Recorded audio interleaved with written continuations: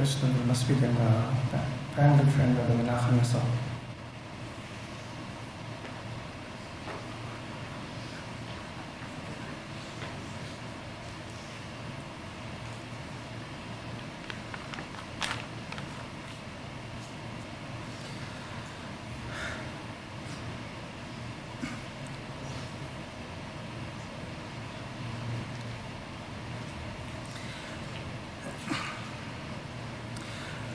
Rav Hutner Zatzal used to say that the days between Shavuos and Rosh Chodesh Tammuz are the best days of Klal Yisrael.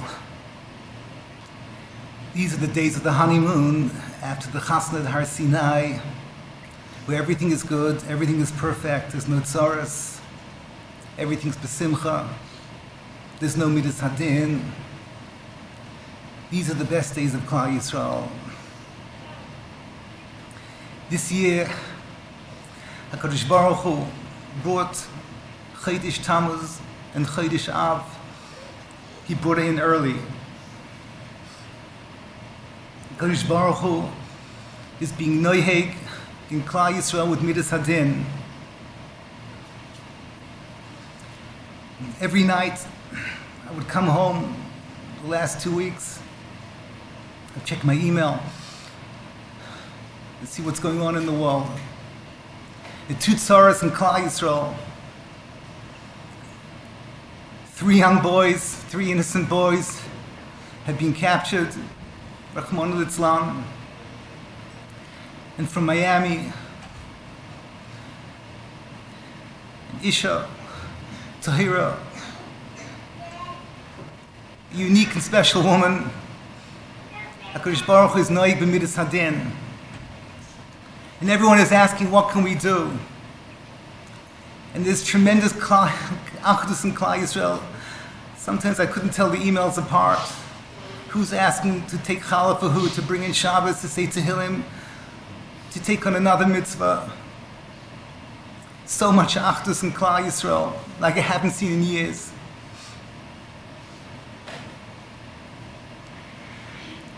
What do they have in common?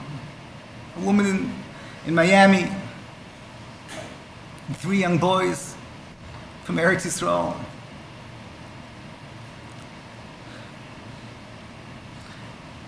When I asked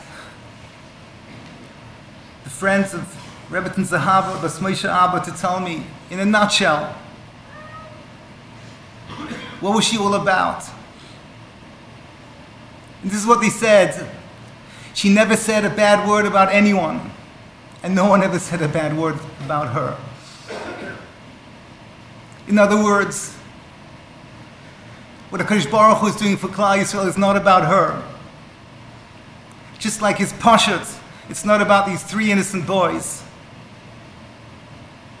HaKadosh Baruch Hu is waking up Klal Yisrael through Kedoshim, B'kroi v'HaKadosh.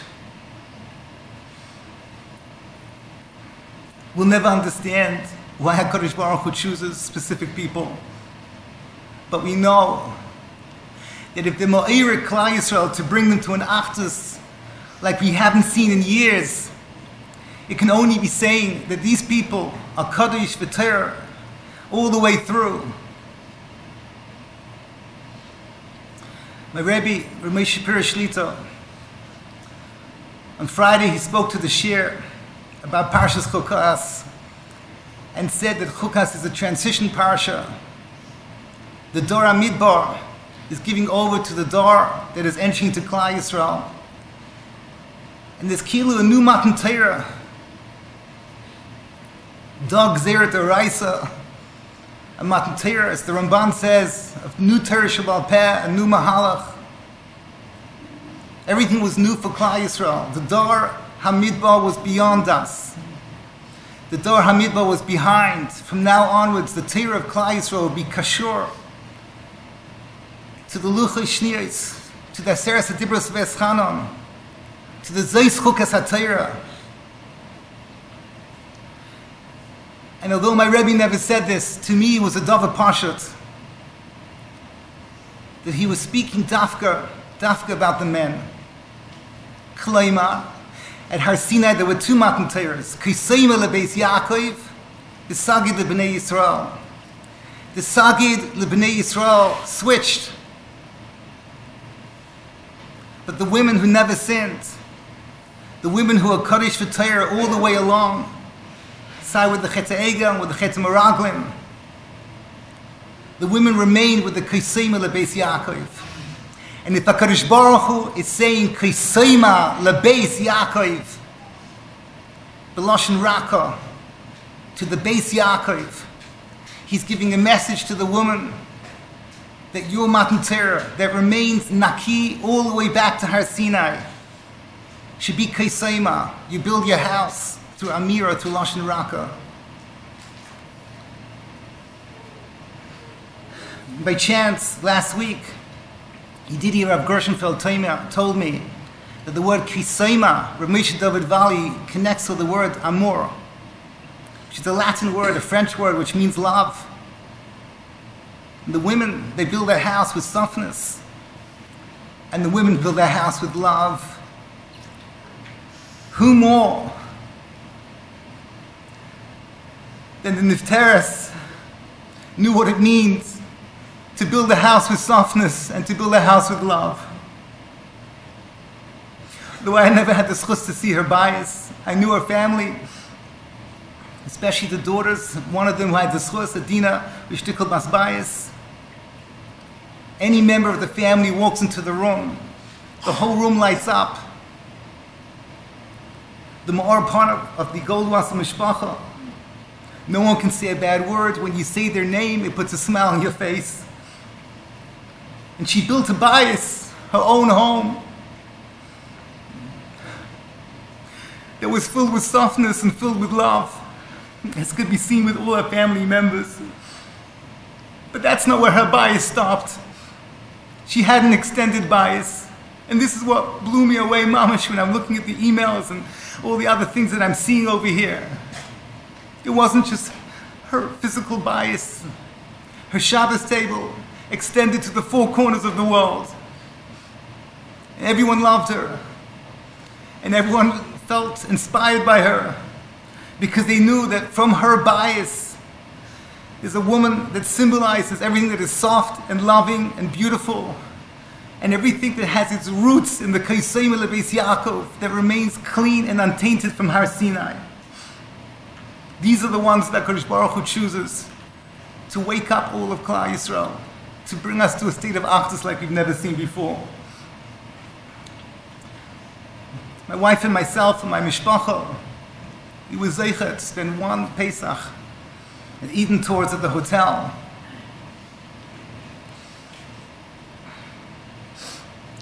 This was not a business for them.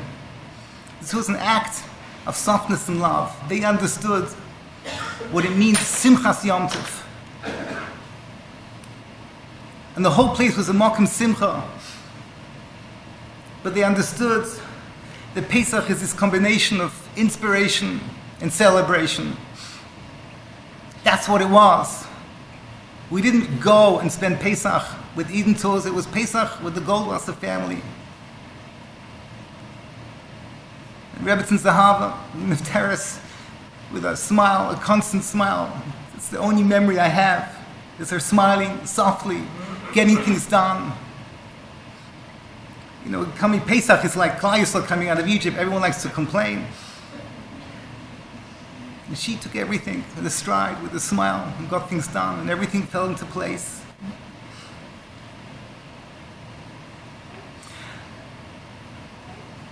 It's hard for me to conclude, because I know I have not said an inkling of what this woman is all about. But I want to say something from my heart. There's two ways to bring achdus to Klal Yisrael. One is what we've been seeing the last few weeks. Gadol Hasaras HaTabas. The removal of the ring from Achashverosh's hands to the cursed Haman brings Klal Yisrael to an achdus, to a tshuva, that everyone gets along with each other. Ki ish echad b'lev echad once again. And we've seen it so much in the last few weeks. In Eretz Yisrael, in Miami, but the whole world, all of Klal Yisrael with achdus. But there's another kind of Achdus. You go to a chasna, you see Achdus. You don't see this type of Klal Yisrael, that type of Klal Yisrael. We're all together. And one thing I know, the Rebbe Sinachama, Bas Moshe Abba, she loved a wedding. She loved chasnas because she loved simcha. And she made it for others. And she made it for the unfortunate. And that was it. She expressed herself through her own simcha and the simcha of others. It's another way to bring Achdus to Klal Yisrael. If I could ask everyone here present, a small little thing. In the Shemoneh Esrei we say 3 times a day, T'kabel Shefa Godel L'Cheireseinu, V'soni S'kabetz K'Liyosinu, V'kabseinu Yachad. We ask the Eibush for Achdus. But in the Shemoneh Esrei we're not asking for the Achdus. With terrorism and tsaras and sickness and all kinds of terrible things. We're asking for the Achdus of the Shefa Godel. It's full of Abba and full of softness and full of love. The Shefa Baruch that brings Klal Yisrael to a tshuva mi Abba. If little me can have the audacity to ask the Nifteres and Shemayim, a big favor.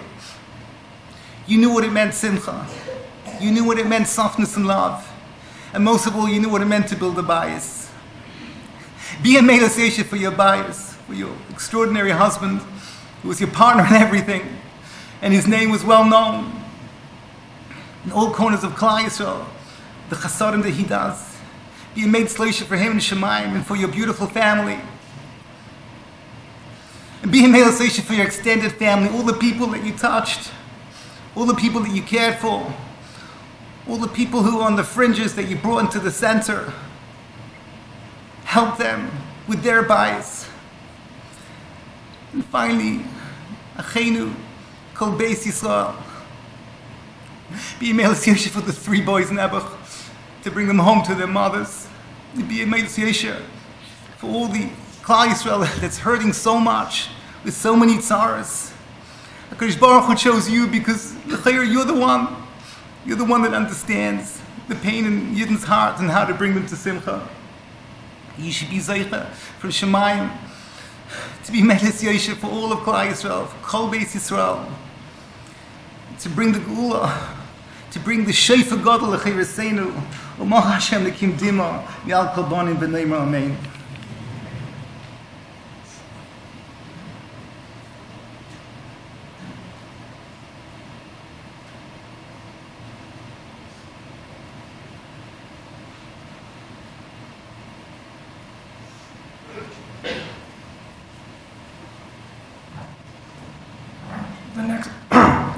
The next masbid is Eric Weissman, one of the Levayah class.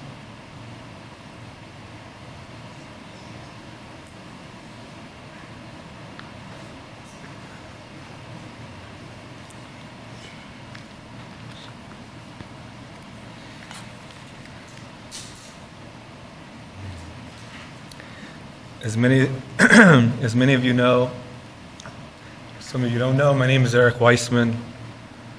And although technically my last name is not Goldwasser, it's not Landis, it's not Stillerman, it's not Ben Susan, it's not Gershenfeld or Mendelbaum. I, like many of the other CLE students who stepped foot in the Goldwasser home, felt like I was a Goldwasser.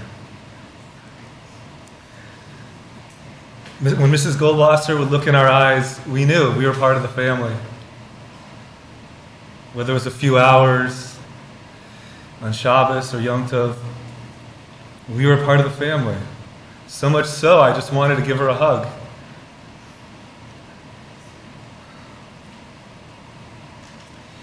On many Friday nights, after she would make sure everyone was set, everyone had everything ready. He had food, everyone's taken care of. She would finally get to sit down, maybe an hour into the Suda, and she would lean over to me and say, Eric. She said, I don't know how it would function. I don't know how it would function without Shabbos. She said, Shabbos, it makes my whole week. and to see all the nachas I get by seeing you and all the guys come to the table, I don't know what I would do.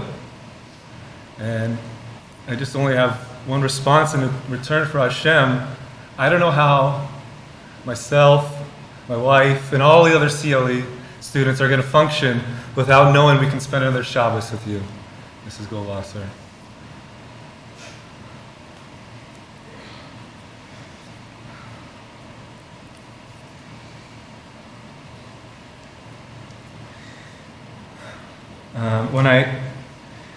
When I first came to the Goldwasser's home about 10 years ago,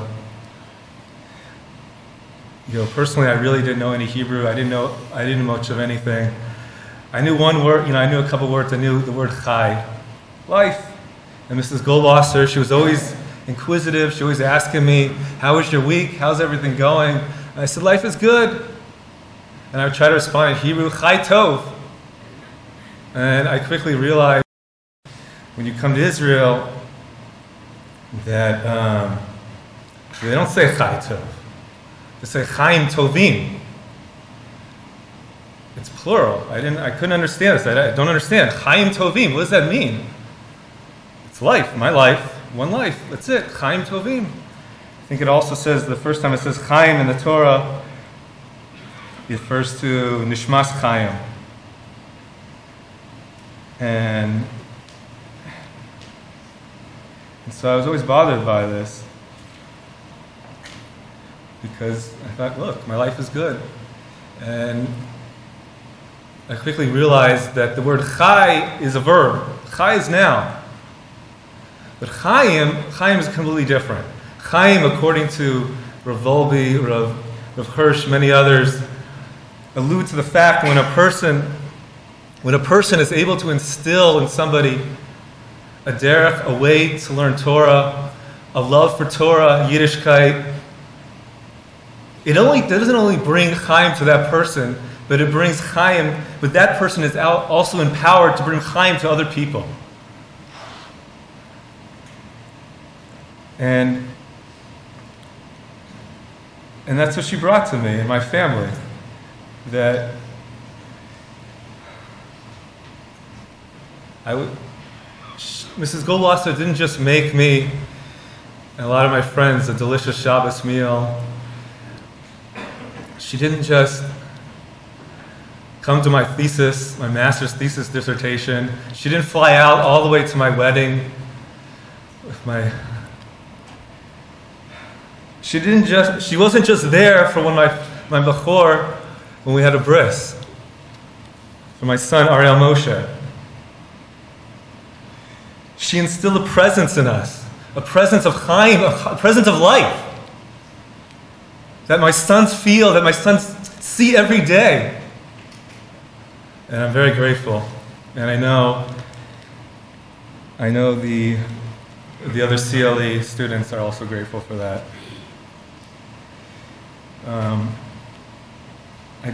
I wanted to just share a correspondence, one of my last emails that I had with Mrs. Goldwasser, Zahava, Moshe, Abba.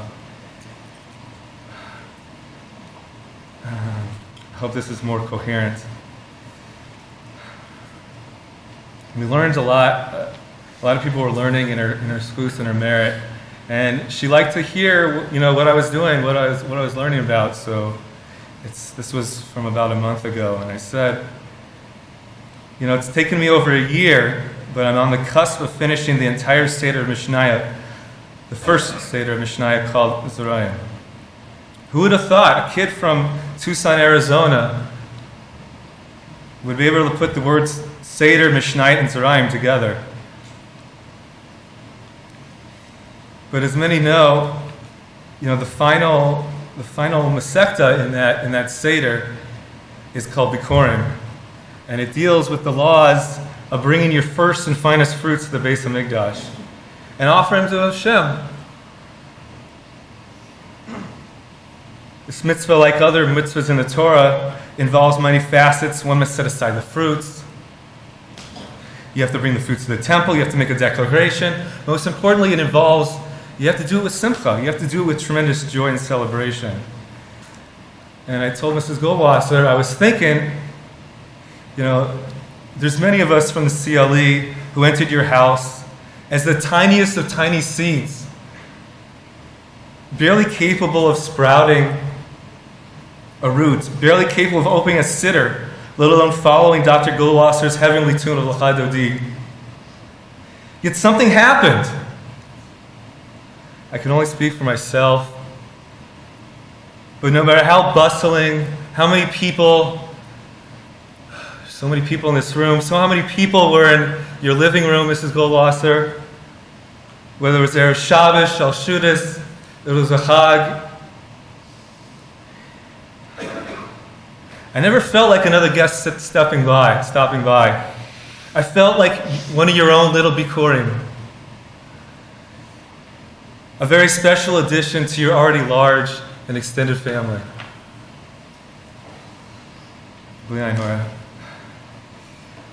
You always made me feel like I was the only one in your home. And I wrote this during Shavuos, right before Shavuos, and I said, as Shavuos is quickly approaching, Chag HaBikurim, perhaps it's appropriate to start answering some of these questions. Mrs. Goldwasser, what happened to all the cholents? What happened to all the challahs? What happened to all the delicious desserts and the briskets? Stephen Coleman, Rob Zoll, Adam Bernheim, Josh Garfinkel, Nadav, we all consumed. Just to name a few. What happened to all the Zmiros and the Divrei Torah that we absorbed? Mrs. Goldwasser, I just want to tell you, I know what happened. We sprouted roots of Torah, mitzvahs, acts of kindness. We live in Yerushalayim. We live in Beit Shemesh. There's someone in Henderson, Nevada, Miami Beach, Cooper City, Chicago. You name it. We've begun to develop our own Bikurim because of you. We're going to Be'ezras Hashem be a major source of bracha and simcha and hopefully nachas for you and your family. Kol Yisrael.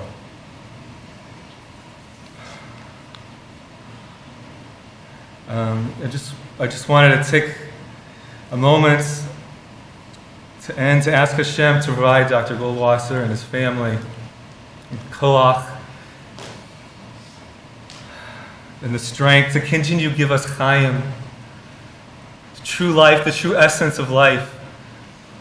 We are truly indebted to you and your family. Please, Hashem. May we be zocheh to bring the true Bikurim, where we see the Beis HaMikdash speedy in our days. Thank you.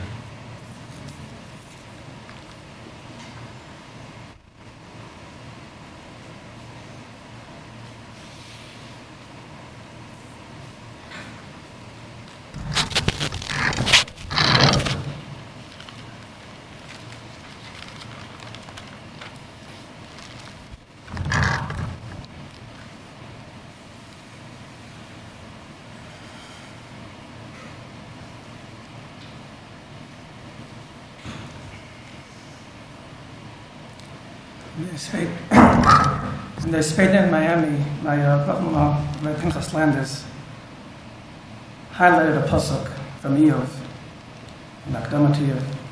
Hashem nosam v'Hashem makach, v'yishem Hashem mevorach.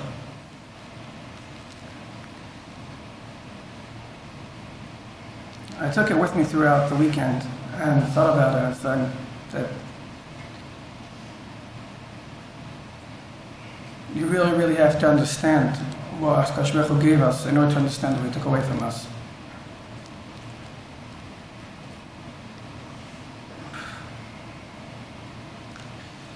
When I first met my wife, I was dating an Eretz Israel, and I asked her, well, what is she about to do? And my father's a psychologist, he's involved in the community, and she told me very vaguely, she runs my father's office. I'm assuming that's what most of us think my mother-in-law did. When I got close to the family, I realized it was much, much more than that. It was actually a cover-up for a unbelievable chesed factory they're running from their house, and everything else was just titles behind it. My mother and father, what were they able to do in Miami with their chesed factories, stuff that is unbelievable, mind-boggling, and just very hard to believe how two people could do that.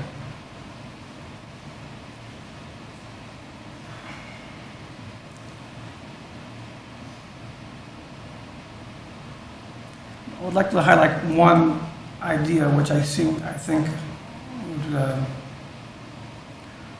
make us understand how special Zahava about Moshe Abba. And throughout the few periods that I've been in the family for 5 years, I was able to see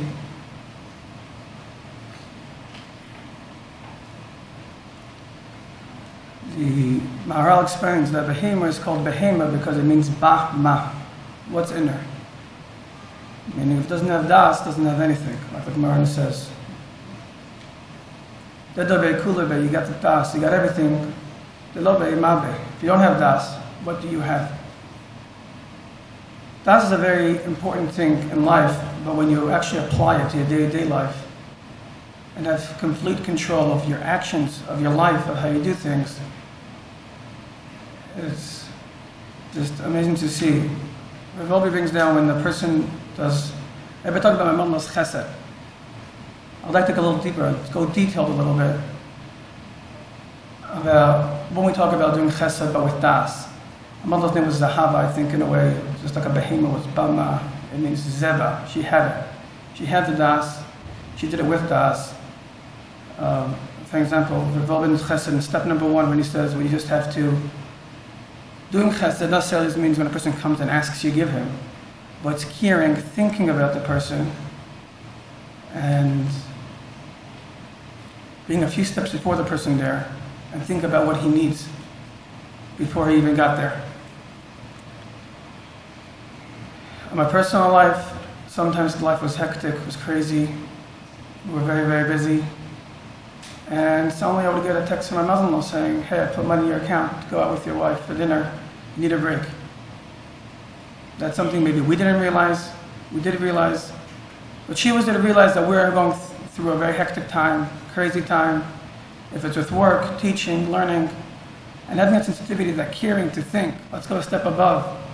Let's think about them without asking and us saying anything, not complaining. Just we're shoved up with craziness of life, but to think about a person like that, it's just unbelievable. Or for an example, when a very close student affiliated with the CLE and with us in Mahor passed away,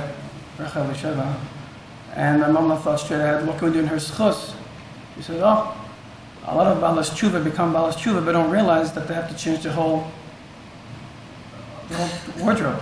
They got no clothing to wear, and it's very expensive. And a lot of them don't get support from their families, from their parents. So she decided, let's start this gemach. That doesn't mean let's start this gemach to help girls that can't dress modestly. It was going and sending duffels and duffels and duffels from Miami of brand new clothes, collecting from people around Miami clothes to send to Eretz Yisrael. I'm assuming a lot of people here have been schlepping duffels from my mother-in-law for this special mitzvah. But it was not only that she did it, but she thought ahead, thought of future. How can we help people that don't know that they need? They're not aware of their needs. Help them out.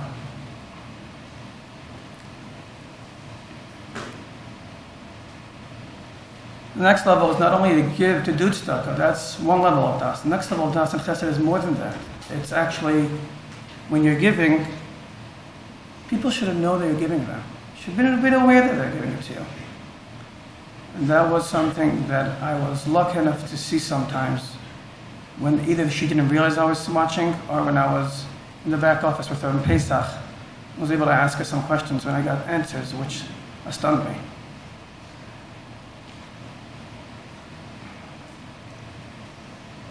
An example, one time Erev Pesach, I went with my brother-in-law he decided to go buy wife jewelry to Pesach. And as I mentioned, Mom was busy for months before Pesach, ran on 25-hour days. And we come in this tomb, we saw her there.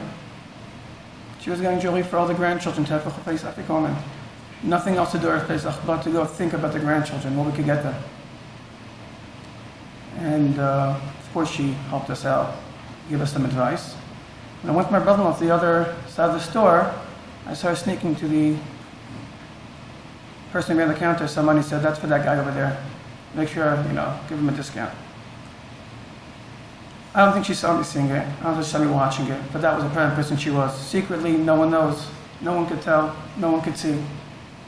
Not even to get any credit. Make the person feel comfortable. Thinks he got it normally. Or as my wife used to always tell me that growing up she overheard from somebody. Our mother used to go to Target, pack up bags for at least, we know, 2 families in Miami that were going off, that had a hard time financially, would fill them up with clothing and go secretly in the middle of the night, drop it out to the door and disappear. No one should know she gave it. No one's supposed to know what she did. That's what it is. It's giving it tzedakah with das, with not knowing how to do the chesed, making the person feel comfortable, not knowing who gave it to him, never looking for credit.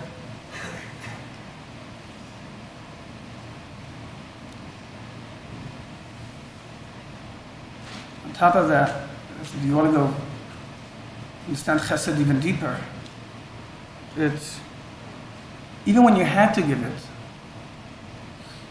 it was done with a chaim, with a panim meiros, with a face that was smiling like you're doing her a favor. You took it from her.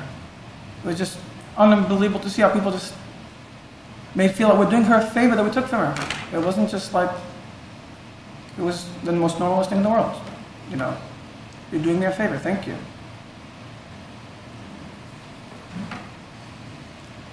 And Lily, anytime she had to give herself, it was always with a smile. It was always done with a panim meiros. I remember once I was with her, Mitzvah Pesach, one of the guests, it was 4 o'clock in the morning, one of the guests was trying to catch his flight, and the taxi didn't come. And he was there with his older mother, his wife, and I don't know, with a smile, she was falling off her face, said, "Let's go, I'll take you 45 minutes to Fort Lauderdale." And this guy, I have to tell you seriously, he's a big veer. He has no problem buying out a taxi company. Right? But I felt very comfortable. Oh, well, like he's doing my mother-in-law a favor to drive him to the airport. She said, "It was my pleasure. Can I please do it for you?" Or all the CLE Simcha she hosted in her house, with the Vorts in her house. I saw pictures of them. They looked much nicer than my engagement, which is in Eretz Yisrael. I didn't have a photographer in my engagement, right? But my mother-in-law, when I once asked her, I was in the back office with her, I said, "You have a big Pesach program, and very good, but I don't understand, why do you have a photographer on staff the whole time? Have him come in, take a few pictures." And she answered me in her classic way, if anybody knew her. Leaned a little forward, put her right arm a little forward, and said, "Shlomo, you don't get it." I said, "Well," I said, "I was able to have this photographer do 4 simchas in my house because I didn't move for Pesach."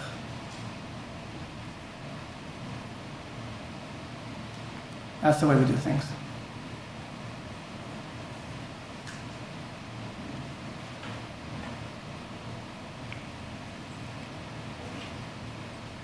The other unbelievable meetup my mom and I was able to realize I have this Moshe Abba was when it came to the meetup of Hakaras HaTov.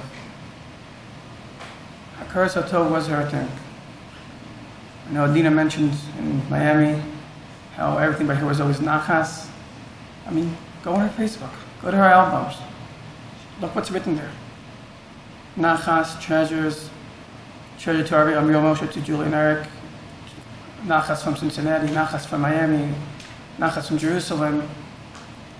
It was all just thankful to Hashem that He gave her this. Every email I got was, or every time she left, was thank you for taking care of my treasures, as if my children or her grandchildren, my children, are not my responsibility. It was an amazing Midabrim Communications. My wife was telling me when she was sick in the hospital in Jacksonville, she couldn't stay in the room when the toxic of the equipment the cleaning crew used in her room. But when she came back, she would always be makbid to thank them. One time the cleaning lady wasn't there, and she made my wife chase the cleaning lady down for an hour, just to be makir tov. She tried to fall asleep, she woke back up, said, "Did he come yet? I want to say thank him." Didn't fall asleep until she was able to thank him properly.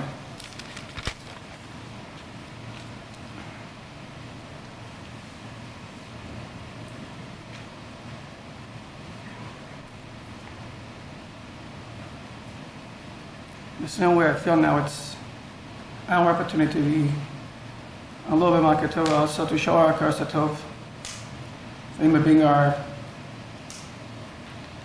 source of chizuk, source of love, guidance any single time.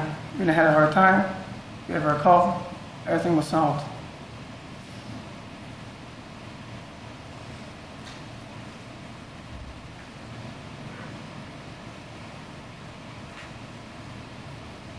She always gave us confidence to believe in ourselves. You could do it. Show that bright smile in her eyes. Her open mouth would open and say, "Oh no, you could do it. You could."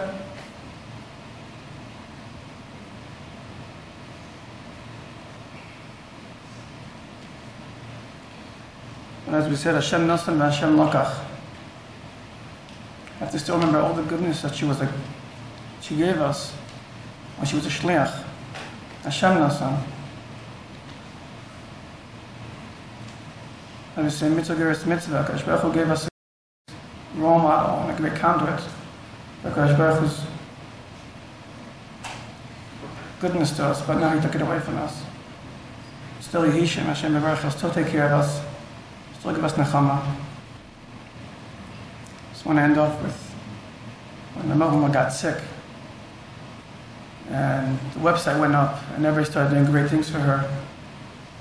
Rena asked her, said, "Ima, you're so quiet about things, you're so humble about things.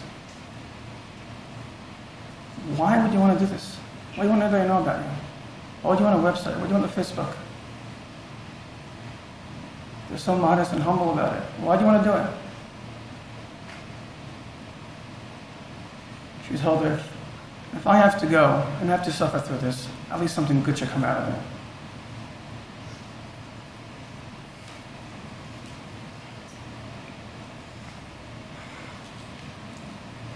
As Ephraim Shapiro said, we're going to keep Ima Holech, we're going to keep the Chesed factory going, Zahava, continue it, make it grow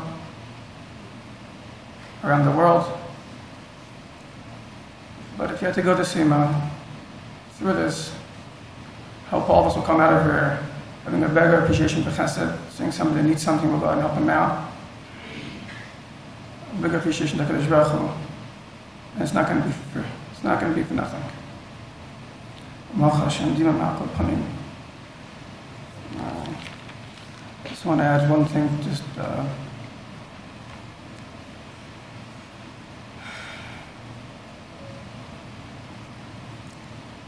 being a witness to Israel, having been there herself in Jacksonville 3.5 weeks.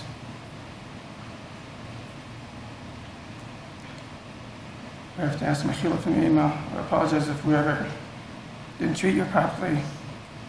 We give the coverage you needed. If we upset you in any way.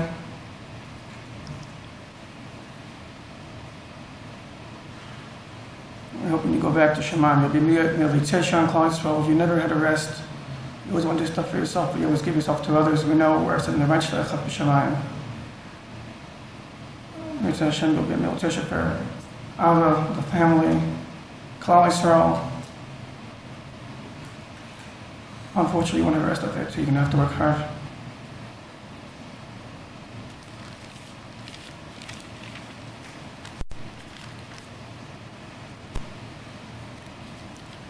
Next few days, my YouTube.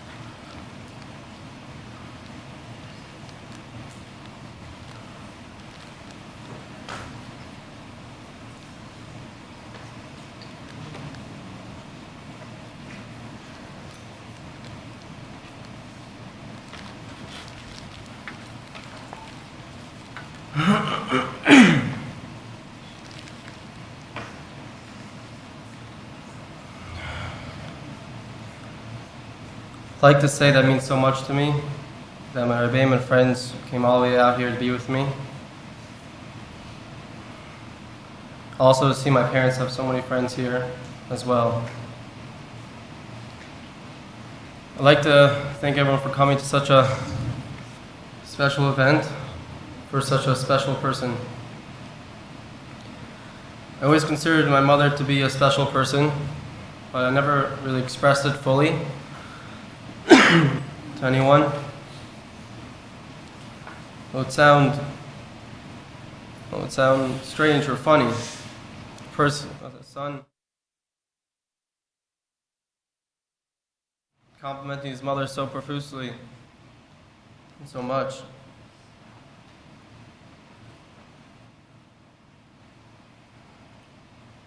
My mother deserves so much more than that, and my mother always deserved much more than that. She always shunned kavod. She never wanted it. She never tried to accrue any kavod whatsoever. And the least I could do is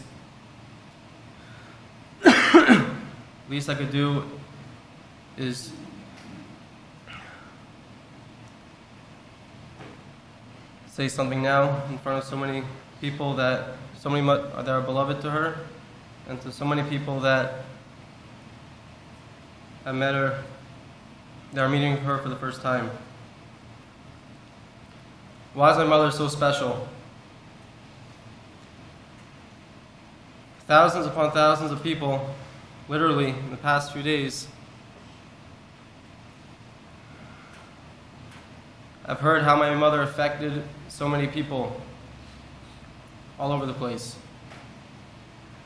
Whether it was through the CLE, the Kiruv organization in Miami, based in Miami, whereas Eric went through that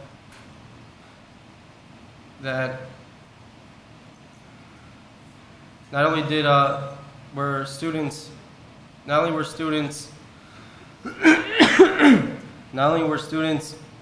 invited to our house frequently, like Baruch Hashem, so many homes out there do, but they came to our house feeling like children of the house. My mother made them feel like they were her own children, or so many other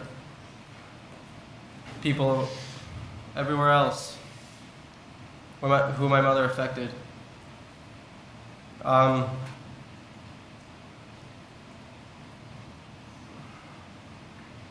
Someone told me actually a story yesterday in New York. Someone came up to me and they said a story that something considered in my family, a little family joke about that there's something called Jewish time, and there's something called Goldwasser time, which is a little later than that, and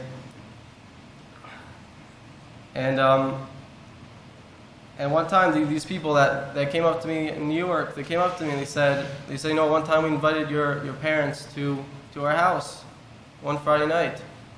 And we invited a few more guests along. And they said, I hope you don't mind, but we're just waiting for another family. So the guest said, who's the other family? And my parents' friends said, the Goldwassers are coming. And they said, the Goldwassers are always doing so much stuff, doing so much chesed that they're never going to, we might as well just go back home, have our own meal, and come back and we'll enjoy the meal for you.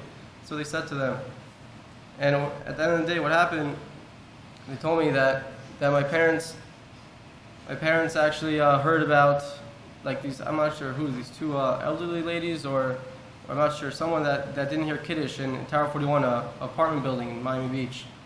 And so they heard about it, and they went to take care of them and say Kiddush for them. They were alone, they would decide to spend some time with them before they went to their Shabbos meal, and that's why they were late. That's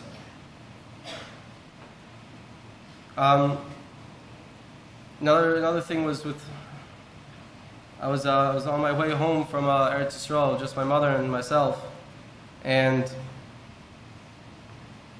there was a group of young women that was coming home from Eretz Yisrael, some trip, non-from young women, and my mother actually, she changed her seat to sit right in the middle of them. She was convincing the guy, I just want to sit there. And she sat herself in the middle of this group and just talked to them the whole flight home. And then on the way home, on the way off, when we got off the airplane, the whole time she was so excited. She was telling me, how this girl lives near this brother-in-law, and how she's gonna connect her to this brother-in-law, and how she's gonna keep in touch with this girl, and how this girl she affected so much, and she was so excited about how she was affecting these girls. There's so many. These are just small stories that came up to mind to me recently, but there's so many more people telling more and more stories about my mother back at home that my family's saying that we'll learn more when I get there. When I was at the Levayah in Miami Beach, there's a couple people came up to me and they said, your family doesn't know us so well, and you definitely don't know us. You don't know me, but I just want to let you know your mother did a lot for me, and that's why I'm at this Levayah, and we might be surprised why I'm here, but just a random person from the community or someone you just don't know. But I'm just letting you know that I don't want to bog you down with details, but I just want to let you know that your mother is very special to this community and to myself. And a couple of people said that to me at the Levayah there.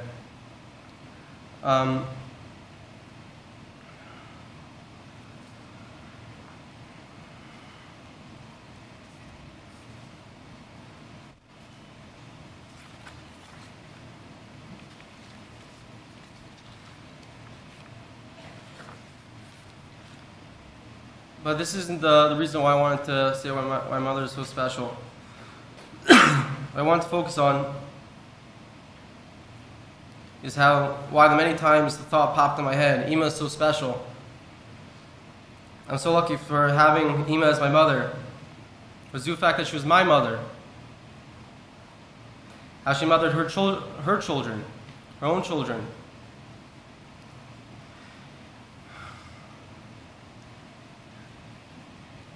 Ima cared for me so much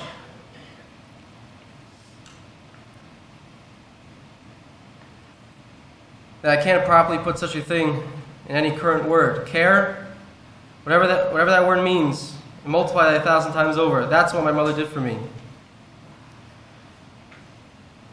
She made it so obvious at all times, in all places. It was like when someone comes home from yeshiva for the first day after a year. That's how she treated me every single day, all year round.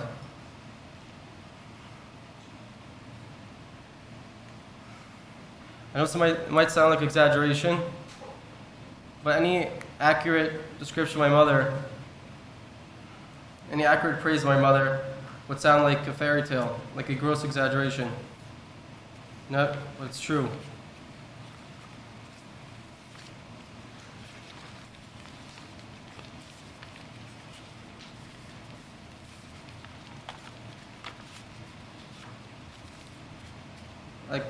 I live in Beis Yisrael the past little while, and that's so it's far away from her.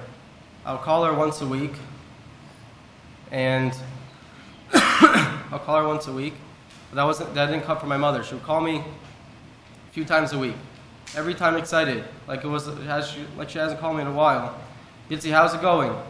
How's it doing? Beis Yisrael might be a little bit of a humdrum place for many people, besides the learning, which is exciting, but for a lot of other people outside, they don't really see that as much. But my mother would call me every single time, exciting. How's your new chavrusa? How's your old chavrusa? How's your sugi you're learning? Are you enjoying it still? She would ask me this every week. How's the food? Should I send you food? When I was sick, she would say, I want to book a ticket right now. I have to convince her not to book a ticket for me. And if I didn't, anyone know my mother? She would book a ticket and be there when I was sick for more than a week. She would be ready to book a ticket for me.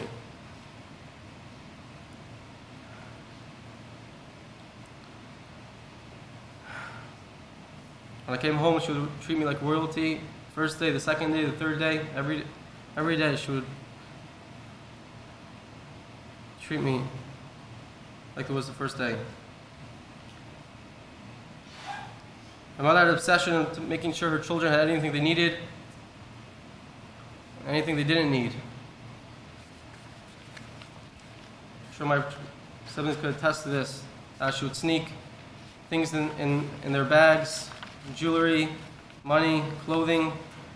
Every time I come to Eretz Yisrael, every single time without failure, I would pack my bags.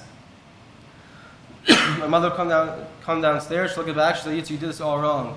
And I'll be like, okay, fine, so whatever, and I'll just leave. And she would unpack all the bags, repack it with all double the amount of stuff, all of her stuff, and I'll come to Eretz Yisrael, I'll unpack, and some of my friends could test this. I'll pull out these things, pull out this food, this tie, this, everything, half my stuff's in my bag is from my mother. That she just decided to add with it.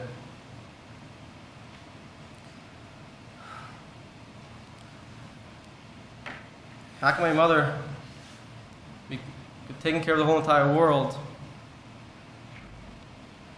but still make me feel like I'm the only one she's thinking about all day? That's one special thing I thought about my mother. Another reason why I always consider my mother special is her midos.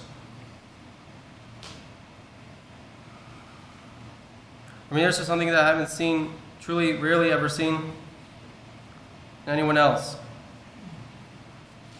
How could she be so perfect?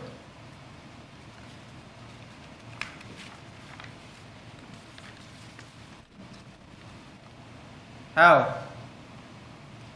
She's always calm and collected unless need be. The only time I ever saw her angry was when I didn't have enough clothing, and she would get frustrated that I don't have enough clothing and tell me that I have to go shopping. And when that wouldn't work out, when I wasn't successful, she would go and buy all the clothing for me, and then she won't be upset anymore. Or if when I was there to stroll without a coat or not enough pair of pants.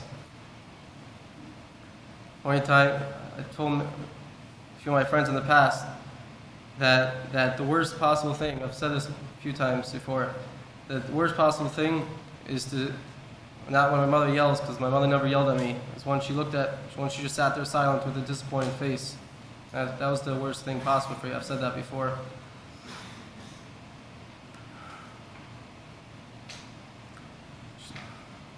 Always calm and collected unless need be, always giving as when proper.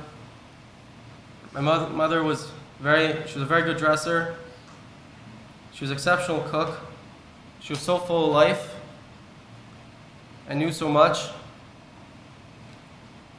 But what was her passion? Her passion was ruchnius, spirituality. That's what she was focused on. My brother-in-law in Miami mentioned how she would always go.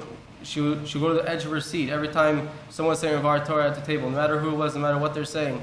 She would always show interest. She always was so interested. She was always interested in making sure I have the best possible situation set up in Eretz Yisrael. If I wasn't having one time, I didn't have enough chavrusa, so So she worked it out to maybe to pay chavrusa, another kid, just to learn with me, to have a good chavrusa.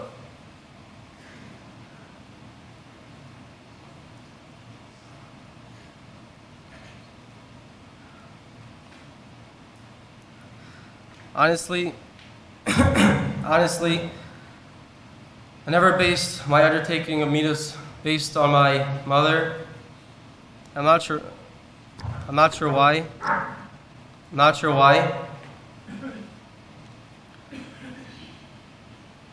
I will now.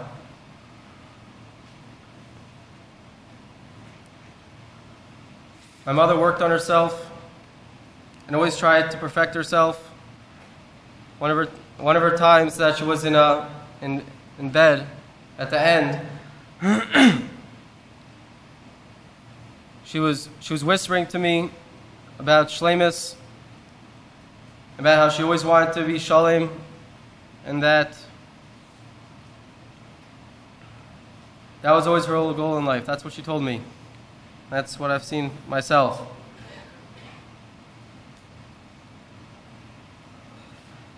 She didn't only want to perfect herself, but she always wanted to perfect others around her.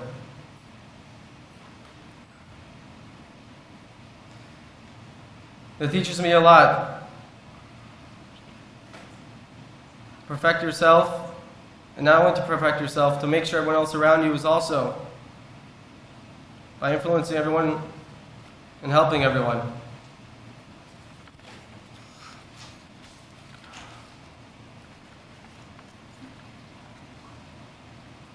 It's a big lesson. To fulfill your position in life as much as you can. My mother was as full of a mother as she possibly could be.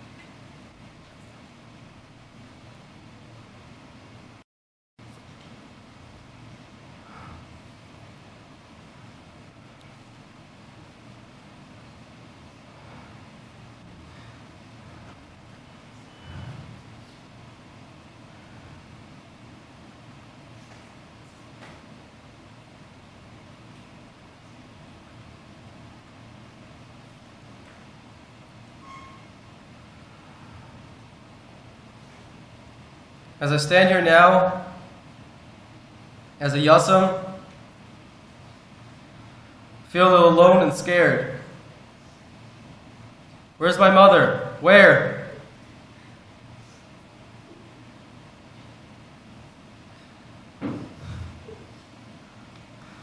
All the complaints from Bnei Yisrael came after Miriam's death. They lost their water.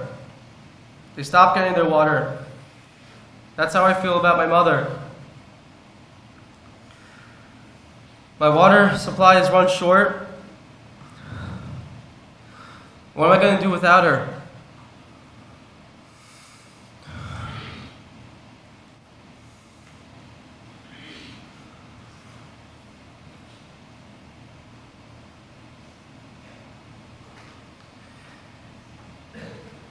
Even though the last few weeks were horrifying, Mother kept losing her voice more and more.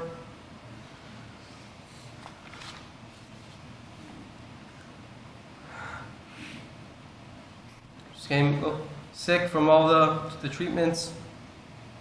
Never seen anyone more sick in my life, ever, let alone my own mother. I can't describe, and I won't describe anymore.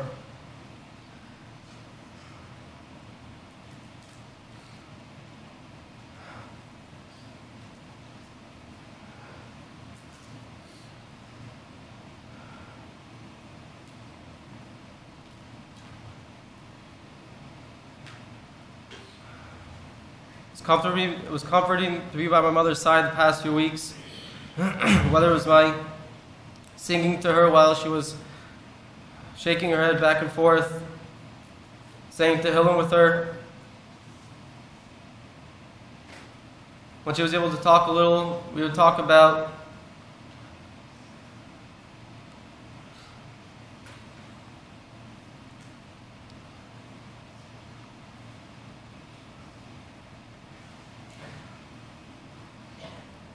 talk to me about how much she cares about me, how much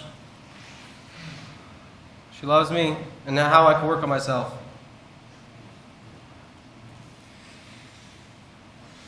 We could sit there for an hour with her hand on my cheek, rubbing it. At the end of her life, when she wasn't responsive, I just sat there crying with her hand on my cheek, and I would just do it myself, trying to pretend that she was doing it herself.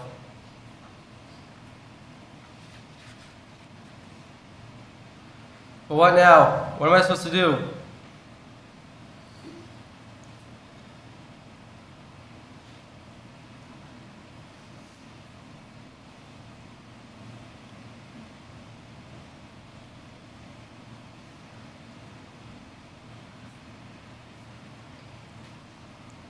It says in Tehillim that the more shalag, the more snow Hashem brings, the more cotton there is. And one shot is that Hashem never gives more to people than they could handle.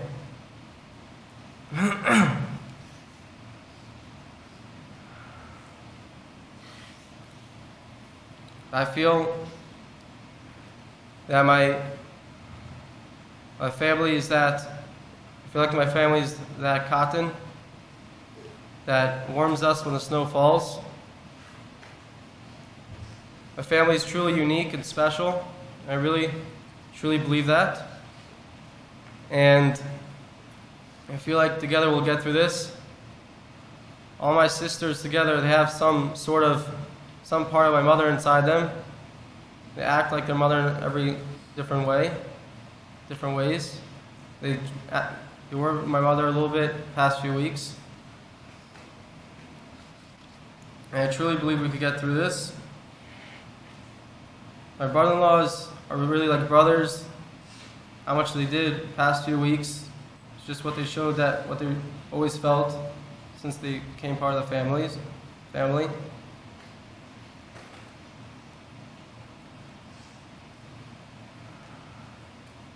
I was surprised to see if there was anything like this and so much unity anywhere else. And my father, many stories of how much perseverance and resilience he's had, and I'm sure Mr. Shemesh, he's going to get through this to all of us as well, just on a different level, a higher level. And he'll guide us in the future. The famous story I want to end off with the motorist going down the highway or a street, and he fell off and he flew, and he crazy.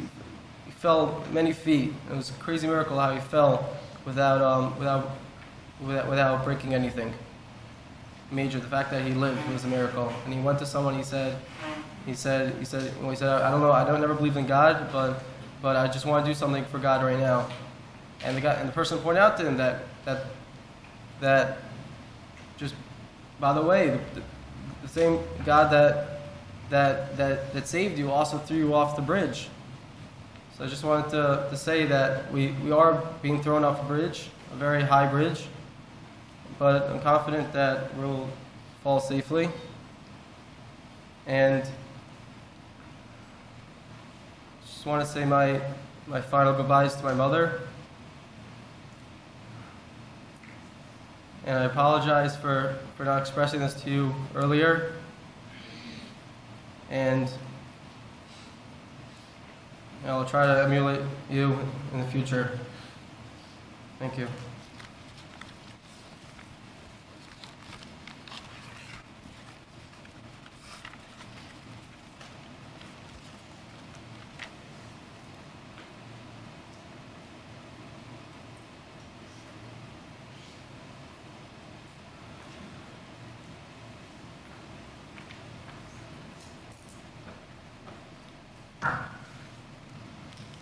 Must be my father-in-law.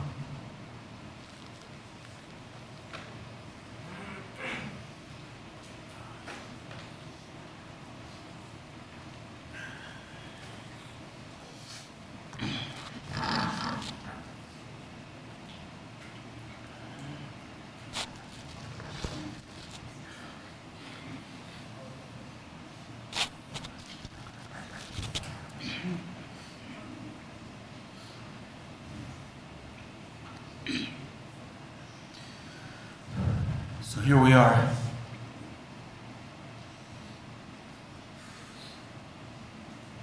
The end of the road, the end of the journey. 58 years, a well-lived life. 35 years of marriage. That Baruch Hashem produced an amazing family.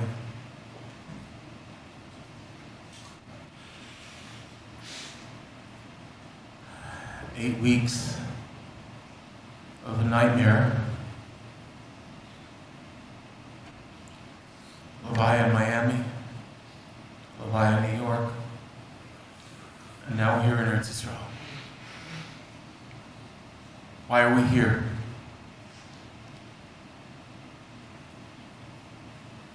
A week and a half before the Batira, I was in Cincinnati at my granddaughter's bas mitzvah. I got a phone call, a frantic phone call from Rena. Doctors were saying that she wasn't doing well. They weren't sure if she was going to make it through the night. Imagine simcha, trauma.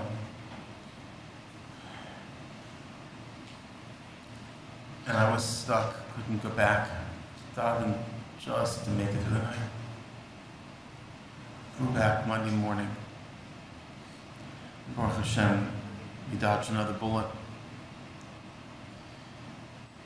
I tried to find a time to have that uncomfortable conversation, because I knew I needed to do it. I knew that, lachos, you can't be mitzvah, chola, you can't disturb or distress them, because you can hasten their demise.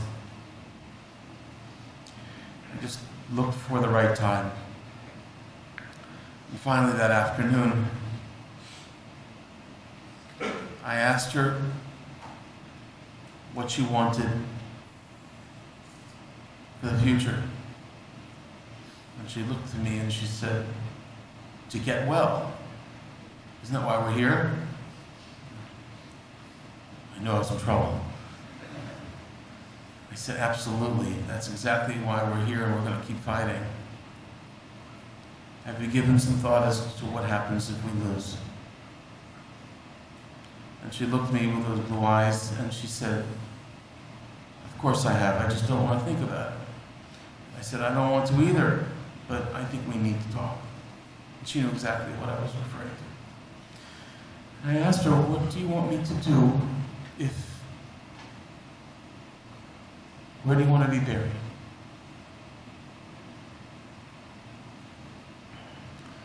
As what always happened when we had to make a decision, we would just sit and lay all the options. And she looked at me and she said, well, what are my choices? I said, well, there's Baltimore, your father's there, your family's there. I don't want to be buried in Baltimore. I don't have any children there. It's not China. Okay? In Miami. I don't want to be buried in Miami. Just don't want to be buried there. I said, okay. Eretz Yisrael. That's what I want. Done. That moment I knew that no matter what it took, what kind of financial sacrifice, what kind of tircha, what kind of crazy scheduling it would entail, that she deserved to have what she wanted. In her life, it was never about her. It was always about what she could do for other people. So finally I had this supposed to be able to give her what she ultimately wanted, to be buried here in Israel. Take a step back and look at what's happened. We were in Jacksonville. And we went home to Miami.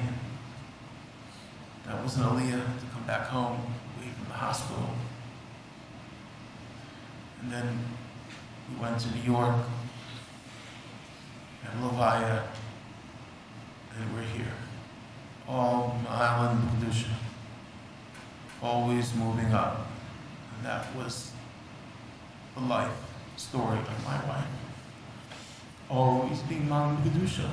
The time she was a little girl.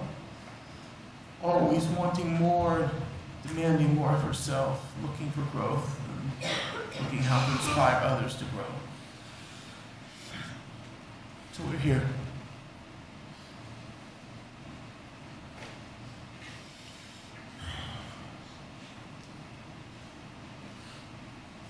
Last two Levayahs, I've said a lot of things about what kind of person she was. Her mother, wife, daughter.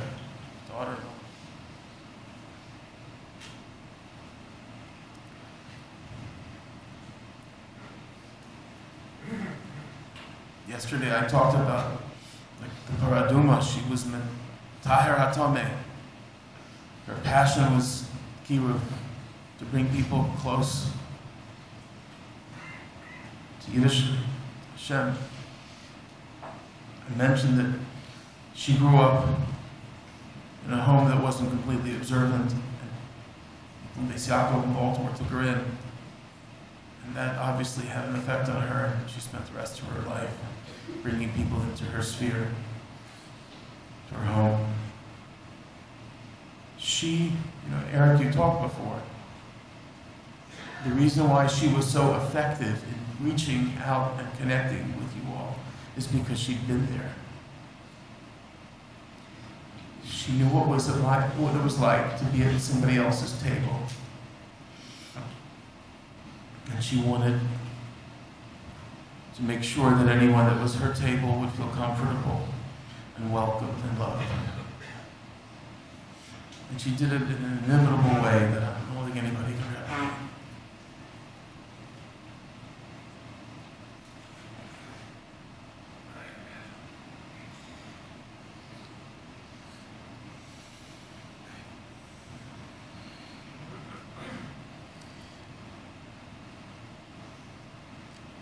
When we arrived at JFK today, was it yesterday? I mean, yesterday, today, I can't even tell. I don't know where we are. I was checking in. We were checking in, Yitzi. And I noticed there was a very strange group of women. A lot of women that were obviously not religious. And every 10, 15 women was a frum woman. And I just had this instinct, I knew what this was about. Last few years, a good friend of ours, Lori Palatnik, started this revolution, and it kind of, I think it kind of germinated at our Pesach program. It's called Jewish Women's Renewal Project, JWRP. And for the last 2 years, Lori's been nudging her to go because she knew she would be a superstar. And every time, she'd say, I really want to go, but it's before Pesach. Oh, but we've got a baby coming. I got to save my time for that. This year again, Pesach. And she really wanted to go this time. There was no other things to worry about. She was thinking, talking. And then right after Pesach, this happened. And I realized at that moment, oh my, this is their mission. And I went on the plane, I saw these women talking, and I went over to them and I said, is this Lori Palatnik's group? And she said, yes. And I just saw what they were doing. I was, on the one hand, enormously pained because she could have done this, and she never had the opportunity. And I conversed with this woman, I mentioned my name, and she immediately knew who I was. And then when she realized why I was coming, she was just struck. And she looked at me and she said, be comforted that her neshama finally became part of our program. She's on the plane with us. She finally managed to do it. To be with women, to inspire them. She told me, I'm telling you, when I get there to Israel, I'm going to let people know who she was and how she inspired other people. So even after her B'tira, she's still going to be inspiring people. That's when I realized that should be the mission of our family. To find ways to continue to allow my wife to continue to inspire Klal Yisrael. That's where we can go from here. Because she was larger than life. She had a way of influencing people that very, very few people do. When she was vibrant, she inspired. When she was sick, she inspired. And when she died, she's still continuing to inspire. Tehei menuchos b'gan Eden. She should rest in pease. Let's Yosher for our family. On behalf of all of us, especially myself, asking Mechila, whatever we did, upset you, disappoint you.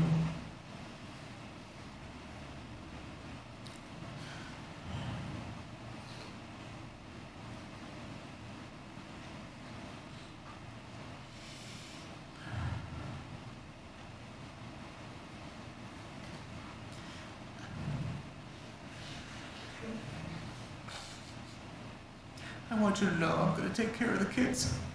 Do my best.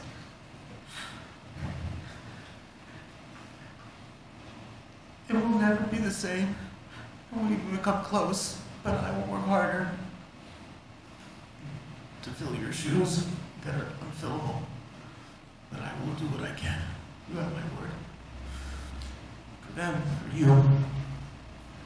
Promise.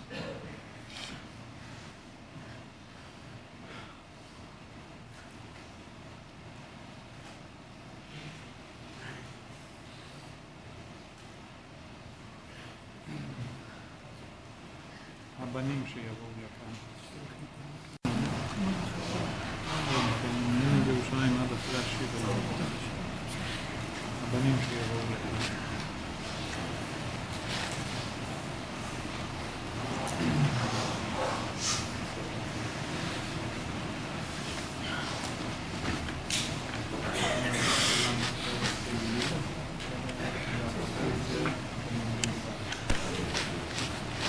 פרק ט"ז בתהילים.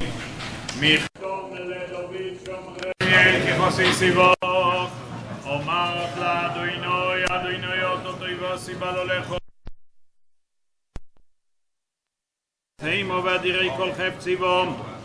Yirbu atzvoi somacher mo balasin tiskem midom balesoet shmoi somal sfosoi. Adoinoi menas chelki v'choisi atoto michgoi roli. Avolim noftu libanim mimaf chaklas shofoloi. Aboreches Adonai asher yeotzoni aflim lo yisismuni chilio yisoi. Kivisi Adonai lenekdi somitimi midiba lemoi. Lochein somach libi vayogel kvoidi avnesori shvilo betach. Ki lo yisa zoiv nafli lishoy lo yisitem chasim choli ro yishochas. Doidi eini oirach chaim soivas mofeses konecho.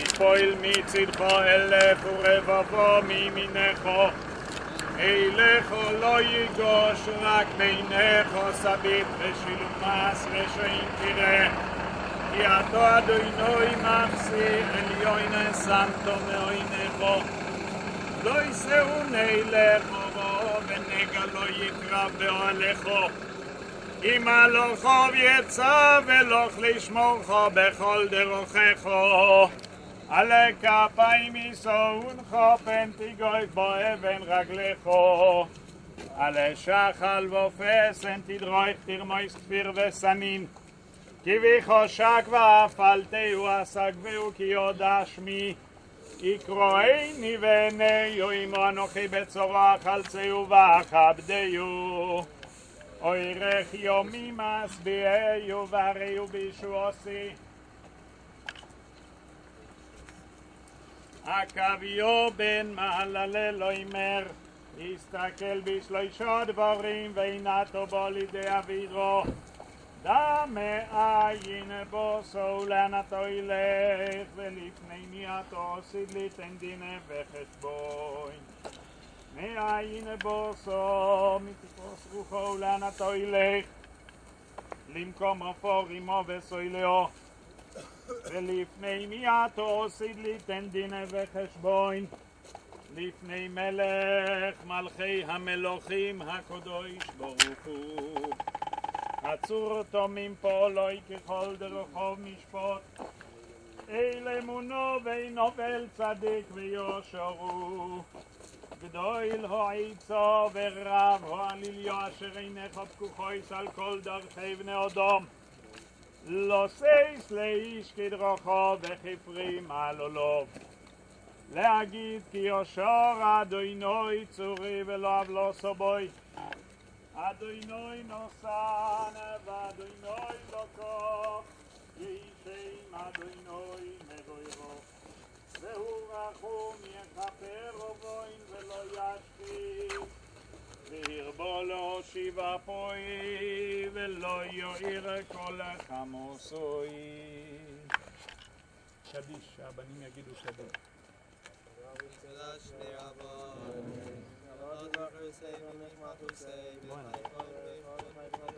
למה ככה צריך להחליט?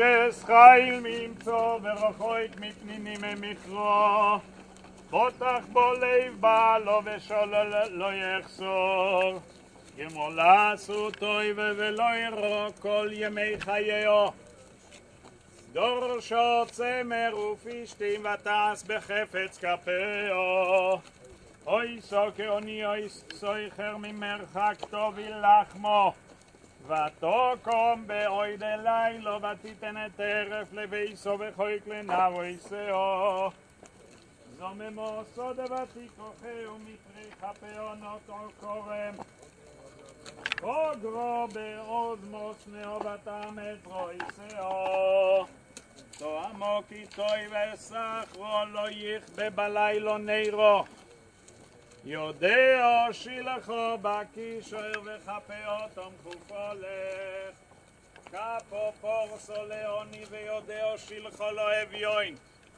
לא יסירו לביסו משולג כי כל ביסו לבוש שונים מרבדים עושסו לו שיש וארגומו לבושו נוידע בשעורים בעלו בשבטו עם זקני אורץ סודי נוססו ותמכור וחגויר נוסנו לכנעני אויז והודור לבושו ותשחק ליום אחרון פיו פוסחו בחוכמו וסוירס חסד על לשוינו זוי פיו הליכויס ביסו ולחם אצלוס לא יסויכי קומו בנאו וישרו בעלו ויהללו רבויס בונויס עשו חויל והתוליס על כולונו שקר החין והבל היופי אישו ירעס אדוני היטיס הלול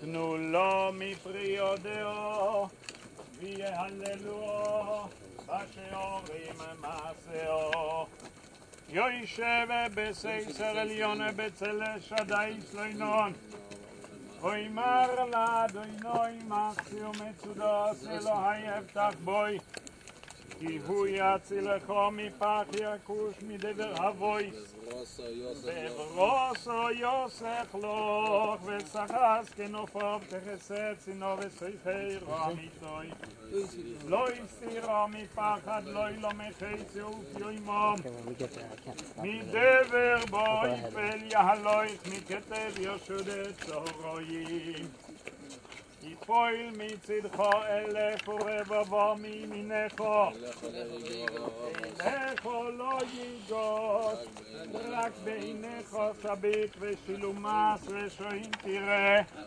יעצו אדוני מחסי עליון שמתו מעינך לא יישאו נלך אורו ונגע לא יקרא באוהלך אמא אדוני נוסן ואדוני לא כוח ישם אדוני מבוירוך והוא רחום יכפר ובוין ולא ישחיס והרבו לו שיבה פוי ולא יעיר כל חמוסוי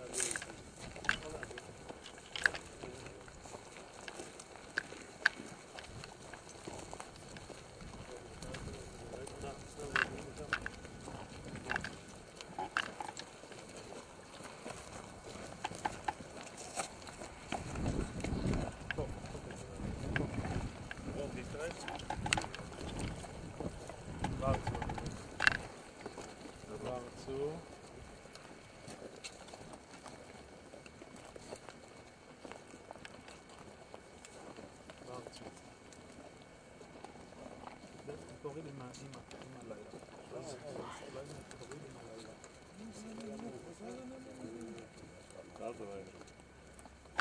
מה?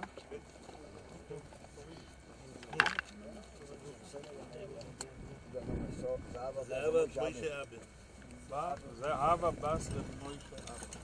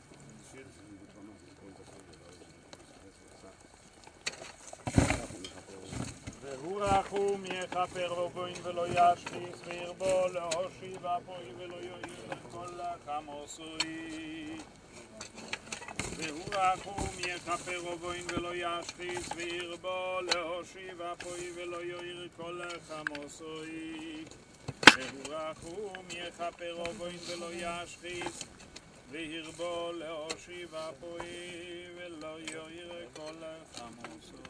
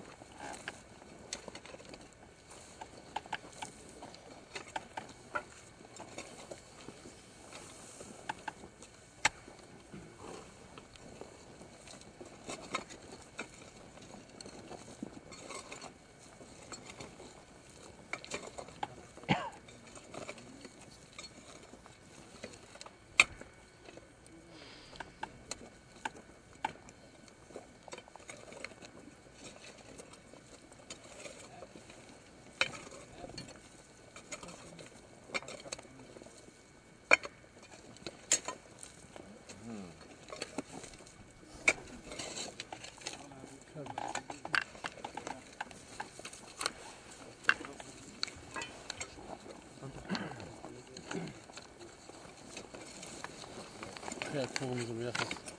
לחלק בנציבור.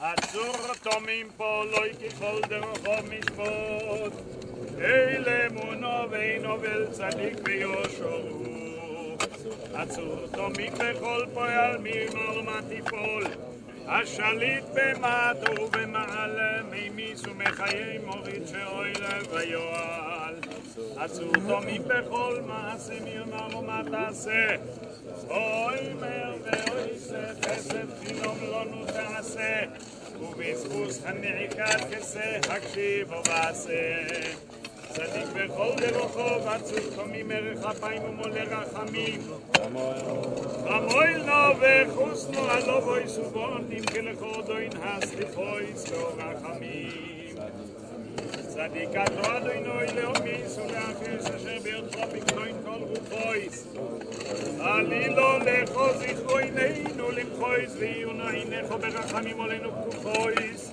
כי לכו דוין הרחמים והסליחויס עודו מבנשון לא יהיה או אלף שונים יחיה מה יזכור לו כלא יהיו יהיה ברוך דיון אמס מימיס ומחיה ברוך הוא כי אמס דינו משתת הכל בעינו ומשלם לאודום חשבונו ודינו והכל לשמו חוידו יתנו יודענו אדוני כי צדק משפטך תצדק בדוברך וסיסקה בשופטך ואין לערער אחר מדעת שופטך צדיקתו אדוני ויושר משפטך דיון אמס שויפת צדק ואמס ברוך דיון אמס שכל משפטו צדק ואמס נפש כל חי ביודך צדק מלוא ימינך ויודך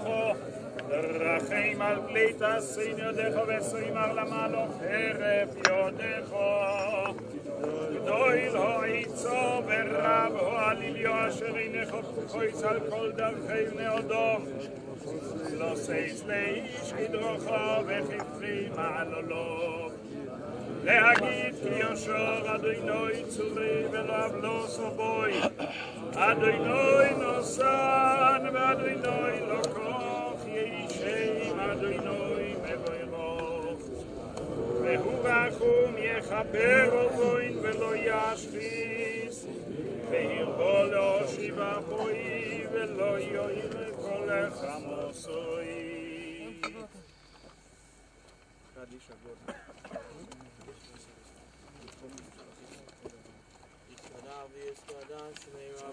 Amen.